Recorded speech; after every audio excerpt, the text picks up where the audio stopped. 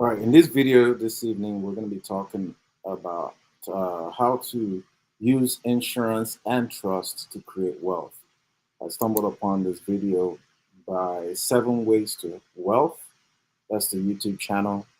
And they're going to be talking about how to set up trust for your family and business. If you don't already know, you can use life insurance as a tool to create wealth. And how do you do that? We're going to find out. Let's tune in.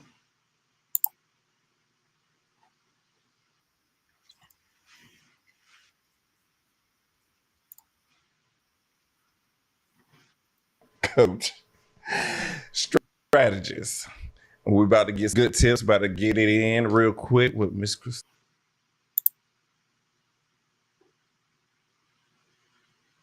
Nice to meet you. How you doing? Nice to meet you too. I'm doing good. I'm excited to be here. Tell the people what it is that you actually do and break it down for me real quick. I will. I'll let them know. So like he said, I'm a trust strategist, right? So I help people protect their assets using a trust. Everybody needs a trust, right? Because once you die, the city and state where you live, they create one for you. So you might as well create one while you're living. So I help people create it while they're living. I love that. How long you been doing it? So I've been doing it full time for 3 years, and I've been a trustee since 2015. So for 9 years total. So is there a set number that you can never trust that you can have by chance? No, people could have unlimited trust. So that's the way that it's designed. It's designed, one, the trust is designed to outlive you. Two, you want to have multiple trusts. You don't want to put all of your eggs in one basket. So that means that you don't want to put all of your assets in one trust. So get ready to create a bunch of different trusts. So it's like trust, like I can get a trust on my animals and different things? You can get a trust for your pet. You can get a trust for your car. You can get a trust for your house. You can get a trust for anything. How's that process? Is it long and tedious? Like I got to pay some money and do all this other stuff. Is it costly, or is there an efficient way where I won't have to spend so much money, but over time it will balance out? That's such a good question. So with a trust, a lot of people don't know, and this is a hack. A lot of people don't know that they could set up their own trust. Okay. A lot of people think that they have to go to attorneys and that they got to spend thousands of dollars, like $10, $15, $20,000 to get a trust. But in fact, you don't. And people think, oh, I need to have $1 million before I could even get a trust. That's not true either. You can start a trust with as little as $1, and you can set up your own trust. Why? Because a trust is a contract. So we know that we could set up our own contracts. Me and you could create a contract right now if we wanted to. We don't need an attorney in order to do it for us, right? Right. And it's still going to be set in stone, and could be, we could go to court with it and everything like that. So it's the same thing with a trust. So we could actually create an oral trust between us right now. You only need 2 people in order to create a trust. Now that's something like I can just write on a napkin and that can be held accountable. Like that's like I can say, hey, here's my trust, and because we agreed and I wrote on a napkin, it's going to be liable to hold up in court. Yes, it can. I personally wouldn't tell anybody to do it orally or to do it on a napkin. So I'm telling people, get your stuff in order. So do it on paper, like a contract, black and white, get it signed, get it notarized, and you want to then operate it correctly. So there's steps to it, but like you said, get it on paper and then get it notarized. Yeah. And then once it's notarized, then it's an official document. It is an official document. So once it's notarized, it needs to be notarized by 2 people, by the grantor and the trustee. So you need 2 people to make the agreement. Once their signatures are notarized, it's legal and you can start using it. So the first thing you want to do is you want to go and set up that trust bank account.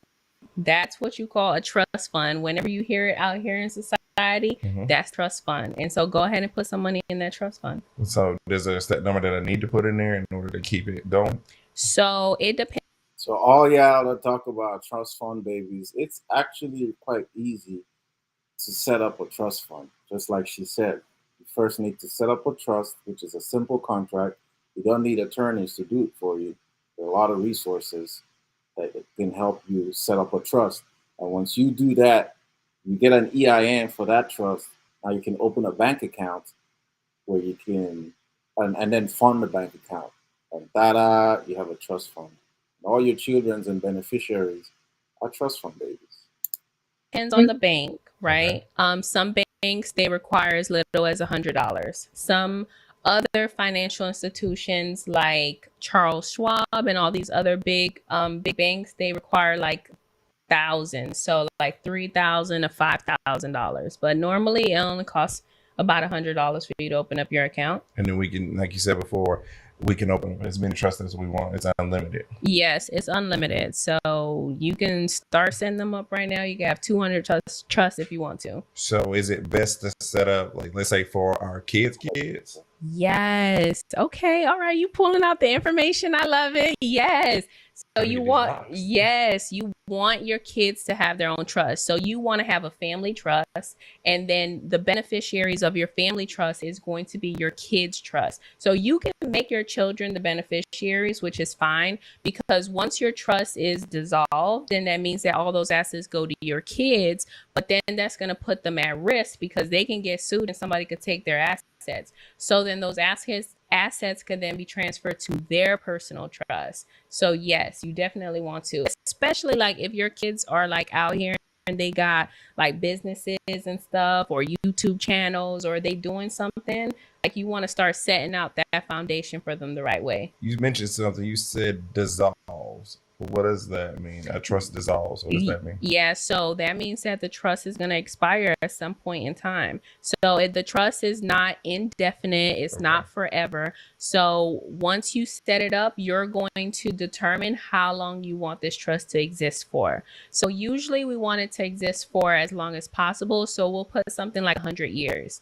And so now when that 100-year mark comes up, guess what? It's up to the person whoever takes over after you. It's up to them to renew the trust for another 100 years. That's how you set up that generational wealth to last years and years and years, generations and generations and generations. So we get with certain banks. That's what I understand. We get with a bank.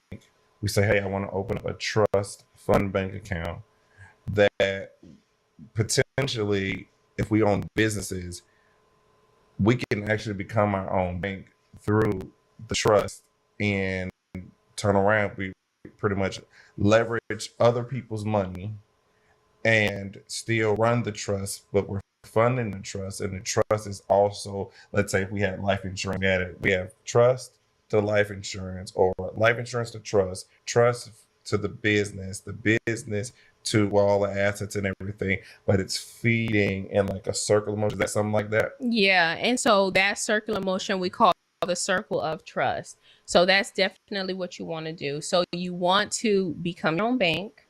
You want to have a whole private banking system where you tie your trust to your insurance policies. So now your trust is going to be the owner of your policy. The trust is going to be responsible for paying that premium, and the trust is going to be the beneficiaries. But the policies are going to be under us because we're the living people. So if anything happens to us, guess what? That $2-3 million, it goes to the trust. The trust is replenished, and then you keep circulating that money. It keeps going around for generations and generations and being preserved in your estate.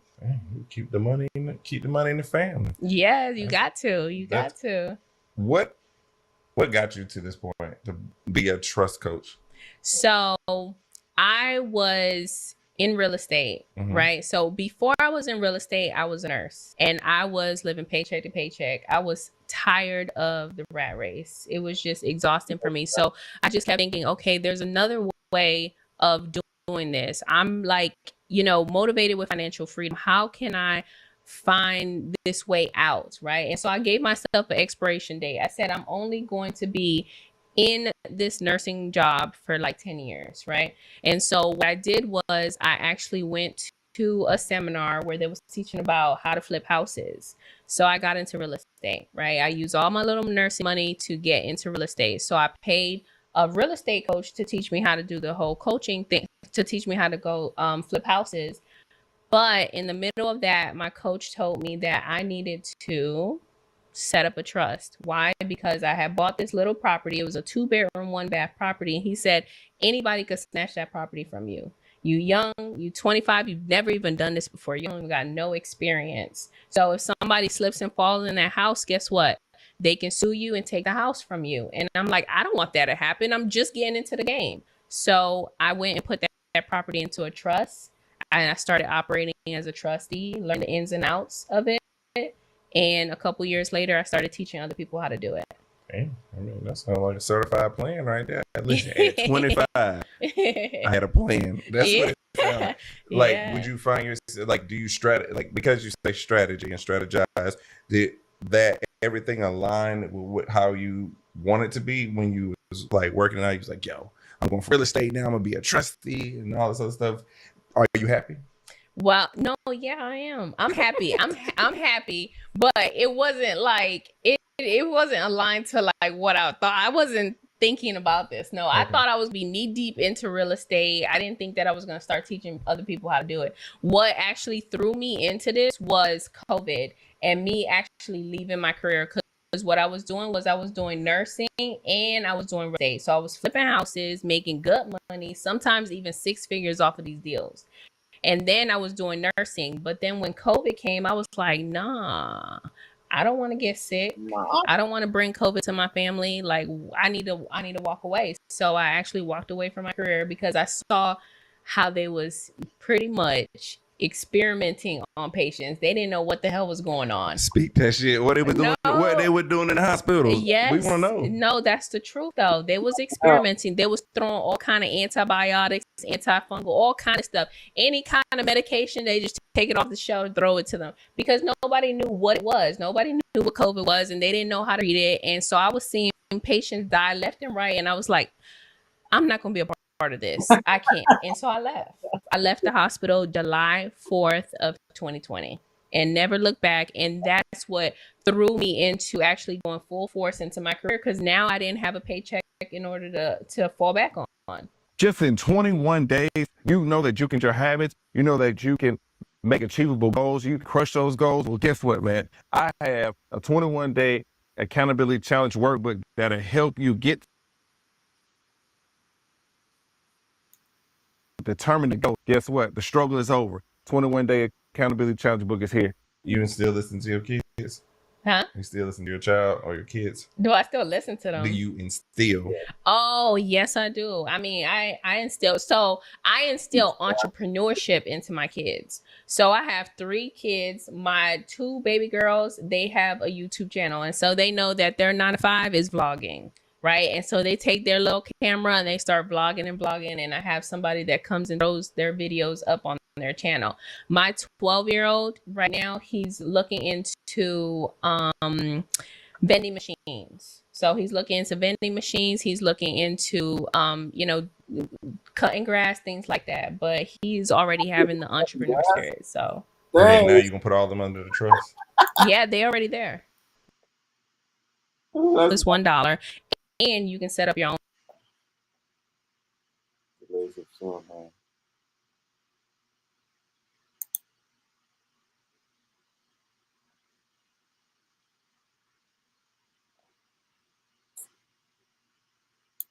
Just in 21 days, you know that you can change your habits. Stock market and what you're going to do is you have a custodial account. So you, as a parent or the custodian, you open up a broker for your child, because usually you can't do it as a minor, but you want to invest in stocks for them. So I'm the custodian. I open up a brokerage account for them, and then now I get to invest in stocks. They own the actual account, but they're not going to get possession of it until they're 18 years old. And so now they own stocks. So let me ask you this. If they did not want to follow that entrepreneurial way and they wanted to go to college to be a doctor, or your girls wanted to form and go into nursing, would you let them? Yes, I would definitely let them, choose whatever career path they want, as long as they're educated and get the experience that they need. Absolutely. I'm not against it. I personally would take another route. I wouldn't go down the college route because I don't feel like college equals success. But if they want to, by all means. I like that. If you could go back, since you had a 25-year-old plan, but if you can go back to your 18-year-old self, one thing that you would change, or one thing that would pave the way forward? Yeah, that's a really good question. One thing that I think about all the time is when I was 18, right? I just started going to college, right? And I had a full ride scholarship. So my university, they was giving me every single semester, they was giving me $6,000. So that was supposed to cover like my room and board, food, and all this stuff. But to be honest with you, I was wasting the money. I was blowing it on whatever I wanted. I was going on little, day trips, all kind of little vacays, everything, right? Food, all kind of stuff. So personally, what I would do now, looking back, is I would have started. I would have got the Index Universal Life Insurance policy early on when I was 18. Because one of the things about that policy is that you get to compound, right? So that's like one of the ways that you can, become financially free quicker is by earning that compound interest. Mhm. And so if you're younger, then you get to enjoy more of that compounding earlier. So I'm like, that's one thing. Instead of me wasting my money when I was 18, I would have rather invested it. I'd like to say, like, it seems like the transitions that you've done has really, really made you successful. And Yeah. so you teach people and you coach as well. This guy, your questions, you need to brush up on your questions a little bit, maybe it's still starting. But yeah, these are very valuable things that she's talking about. I have to point out the idea of putting her kids to work. I like that. Everybody got to pull their own weight if they can, obviously within reason. Creating trust is a really good idea. Index Universal Life, I just came up on it recently. It's if you if you have access to this information early, it makes sense to start it on time. Because the older you get, you don't get to benefit from the compounding effect, like you mentioned. Setting up, I would have push back on that. Setting up and managing multiple trusts can be complex, especially for those unfamiliar with legal and financial structures like trusts. What type of trust? How do you connect it to your insurance? Is it the right type of trust to manage life insurance? These are some of the questions that I would need clarification, and I'm sure that she has more content to steer her students in the right direction. Of course, there's still a lot of upfront costs involved when you're setting up these types of projects. It's not free. So you may have made it seem like it's cheap. The trust part is cheap, but there's also legal. There's also fees that are required, upfront fees. But once you pay it upfront and you get the same entity set up and you have your system set up, then it just runs efficiently like that. There's also management, continuous management that's required when you set up a trust. You need to know what you're doing and keep paying attention to it regularly. You may even need to outsource it and hire professional help. There are platforms like she mentioned, Charles Schwab. It's one of the platforms that will manage your trust for you and give you reports, just like a bank account. Let's see what else she has to say. How often do you do that? Oh my gosh. So I do a monthly workshop, right? So every single month, and this week was actually my workshop week. So every single month I do it to where I help people get everything done in 1 week, right? So like I don't want to tie my time to my business and I don't want to be trapped in my business. So that's why I do it every 4 weeks. And every 4 weeks I have an entire workshop week where I teach 3 hours per day and I teach them how to set up a trust. So in my program, I teach them how to set up 3 trusts. A business trust, if they're entrepreneurs and business owners. I teach them how to set it up to where it's a holding company and that business trust can then own their LLCs. And then I teach them how to set up a family trust on Tuesday. So the business trust is on Mondays. On Tuesdays, I teach them how to set up a family trust so that they can own all their personal assets like their cars and jewelry and houses and stuff like that. And then on Wednesdays, I teach them how to set up a nonprofit trust so that they can reduce their taxes, because that's one of the hacks, right? If you actually want to be successful, you need to reduce your tax liability. You can't just be out here giving the government half of your income, right? So I teach them how to set up their nonprofit so that they can reduce their taxes. And then I teach them how to, on Thursdays, I teach them how to open up bank accounts for the trust. And then on Fridays, I teach them how to transfer the assets into the trust. So it's a lot of educating. That's why I only do it once a month. And that allows you, so 3 weeks, that allows you to be free for 3 weeks. Yes. But you get 3 weeks of freedom. Yes, I get 3 weeks of freedom, but I call it marketing. So I do organic marketing in my business. I don't run ads or anything. Mm-hmm. So it's all marketing for me. So I host like weekly workshops. I mean, not workshops. I host weekly webinars where I'm just showing people the steps that they need to take, but they need to come to my workshop in order for me to give them the template so that they can actually learn like the ins and outs. Yeah. You got a whole bank system in itself. Like damn. Yeah. People, they need to be their own bank instead of giving their money to the bank and make the banks richer. That's what y'all doing. Y'all paycheck go straight to the bank, and then the bank is then lending it out for mortgages and credit cards and car loans, and then what? They getting richer, and we not. How much is the bank giving us? Like it's barely 0.1%. Exactly, like almost nothing. Let's just keep it real. Yeah, right. So I would say this: what I'm learning is that basically it's better to like have a strategy about your life, have a plan, have a goal, and you can start at any age, but primarily since you can't do anything like at 16, 17, 18 years old, you start. Yeah. So by 25, everything else is just laid out pretty much. And then when you get close to your 30s, then you're like, hey, boom, I pretty much got my life mapped out.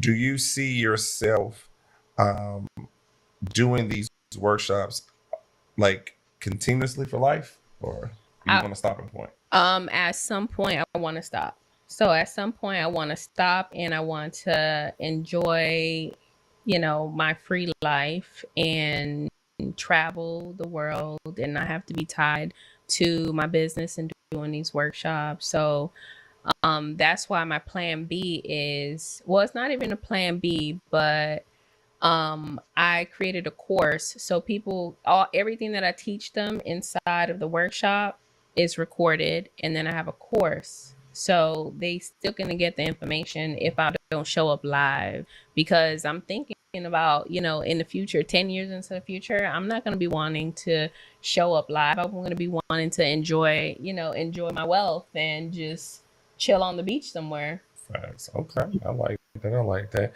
So basically automated things, just have them automated, and then people just pay you like that and you're still making money. I love it. Yeah. Like a evergreen course, like I created one time, and boom, I get paid for the rest of my life. I don't have to show up live. She's got it set. Yeah. She got it set. Yeah. Listen, well, it seems like you hold yourself accountable all things and all platforms that you do. And like I said, listen, you Miss Extraordinaire. I'm just gonna say that, just Miss Extraordinaire. Thank you. Thank you. All right, that's where we stop that video right there. It's valuable information. It's very, very valuable. A lot of people are skeptical about these types of wealth strategies. There's a lot of them on YouTube, but there's truths to it. Most people who are skeptical about it are people who have never tried it. It's very expensive when you earn your money, you put it in the bank, and it's not making money for you. Your money should be working for you immediately. And it doesn't work for you if you're not putting it in an entity or a business or a trust, because our system here in the US respects corporations. And then a trust is like a corporation. It's a separate entity from you. So one of the things that she didn't mention in this video that I'm aware of is when your trust owns your life insurance, all the premiums, monthly premiums that you pay towards your life insurance is tax deductible because you're paying it. The trust is involved, an entity is involved, and I would seek legal advice if necessary, or study or research. Take my word for it. I'm not a licensed financial advisor. But this type of content is useful. And if you want to follow her, go ahead and subscribe to her channel, take her webinar, take her course, and get up to speed, take action, and build wealth for your family.